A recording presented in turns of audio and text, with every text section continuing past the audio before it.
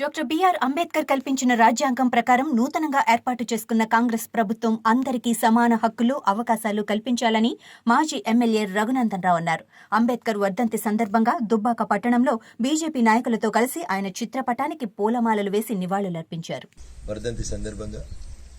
ఆ మహనీయునికి జోహార్లు అర్పిస్తూ భారత ప్రజాస్వామ్యం పరిడ వెళ్ళడానికి, భారతదేశంలో అందరికీ సమాన హక్కులు, అందరూ బాగుండాలని కోరుకొని భారతదేశ ప్రజాస్వామ్యం ప్రపంచానికి ఆదర్శంగా నిలబడాలని కలలు కన్నటువంటి ఆ మహనీయుని వర్ధంతి సందర్భంగా మరొకసారి జోహార్లు అర్పిస్తూ, రాష్ట్రంలో నూతనంగా ఏర్పడబోతున్నటువంటి ప్రభుత్వం ప్రజాస్వామ్యబద్ధంగా డాక్టర్ బిఆర్ అంబేద్కర్ గారి ఆశయాలకు అనుగుణంగా పనిచేయాలని, పేద ప్రజల అప్లిఫ్ట్మెంట్ కోసమే, పేద ప్రజల అభ్యున్నతి కోసమే,